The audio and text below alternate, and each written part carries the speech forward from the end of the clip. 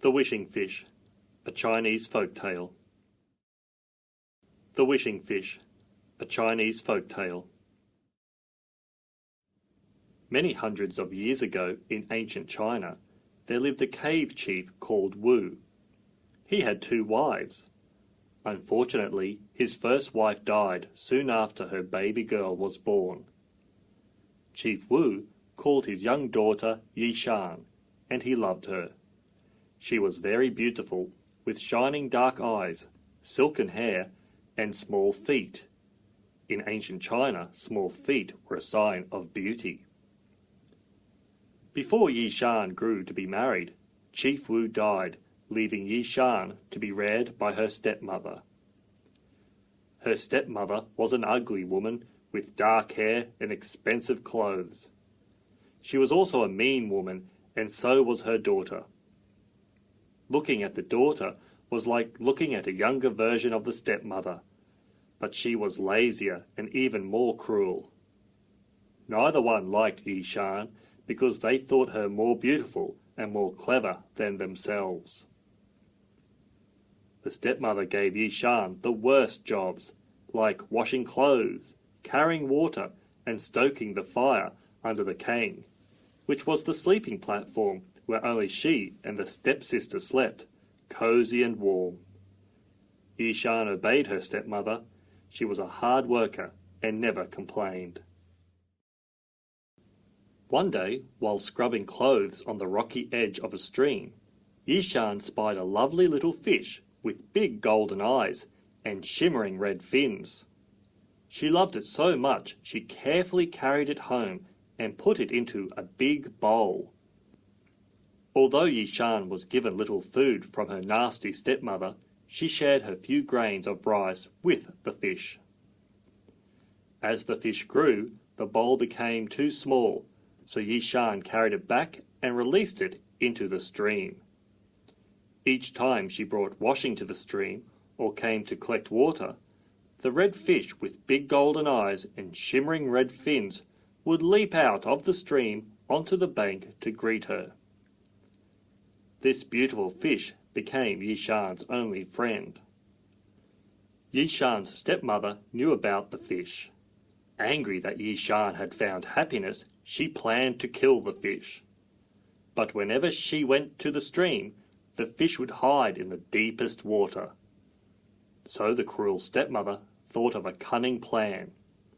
One evening, while Yi Shan was bathing in a large tub near their cave, she put on her stepdaughter's shabby, worn-out coat and crept to the stream.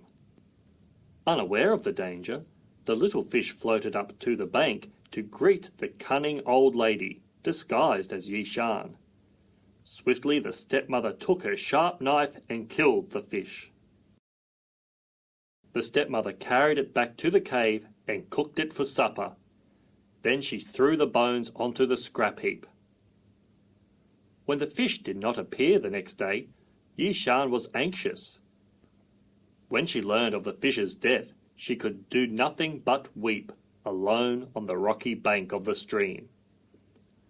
As she sat weeping for her only friend, a gentle old man, wearing a rumpled, rough coat with silvery, messy hair tied in a tight bun, flew from the sky and sat by her side.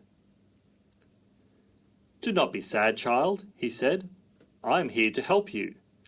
I know where the fish bones are. Go and find them and keep them safe. Your fish friend was magic, and when you are in need, that which you need will be given. But remember, don't be greedy. You will only be given that which you need." Yi Shan recovered the fish bones and hid them in a large old pot near the fire that kept the kang warm.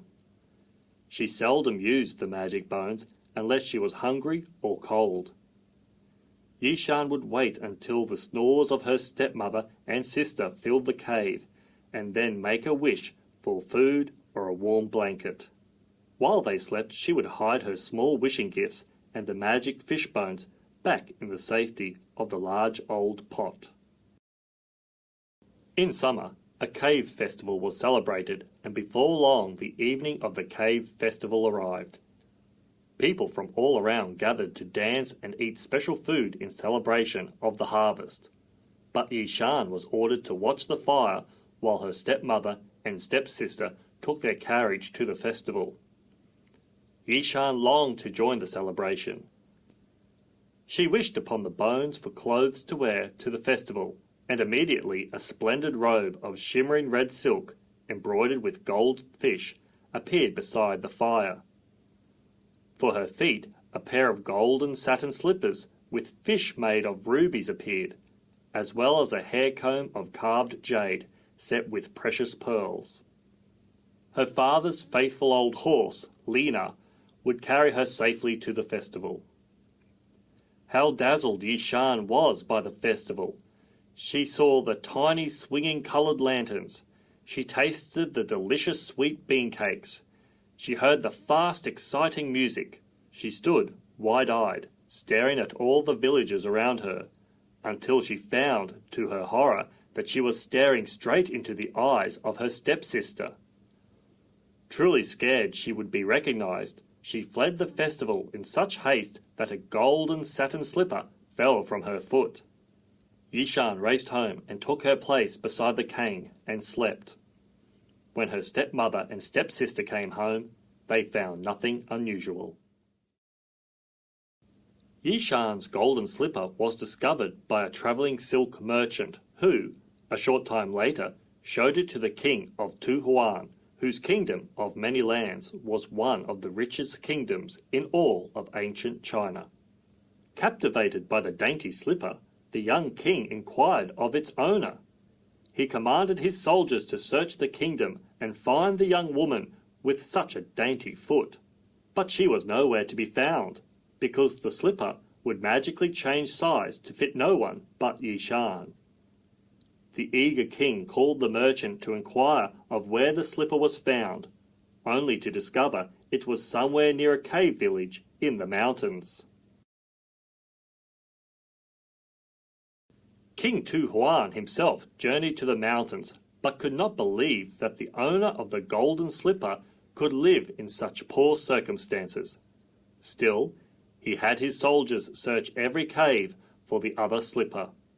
In Yi Shan's cave they found it, along with the gown that Yi Shan had worn to the festival in the large old pot beside the cane. Firstly, Yi Shan's stepmother tried on the slipper, but it was far too small. Then her stepsister tried, but the slipper simply squeezed her foot until she squealed. Yi Shan was finally taken before the king. Beautiful as she was, the king questioned whether a village girl in a worn-out coat would have a foot dainty enough to fit the golden slipper. His soldiers produced the gown and the other slipper, and the king demanded Yi Shan try on the clothes. Before long, from inside Chief Wu's cave, a shy young girl appeared, looking very beautiful in her splendid red and gold robe and jade hair comb. On her feet the golden slippers were the perfect fit. At that very moment, the king realized that he would make Yi Shan his wife and would love her forever. The stepmother and stepsister begged for forgiveness, and Yi Shan forgave them for their cruelties. The king took Yi Shan back to his kingdom. With her, Yi Shan took nothing but the magic fish bones, which the king used until he had enough gold, jade, and jewellery for his needs. Then he buried the fish bones near the shore, where they were washed away by the tide. They have never been found to this day. Yi Shan became queen, and with her king lived happily ever after.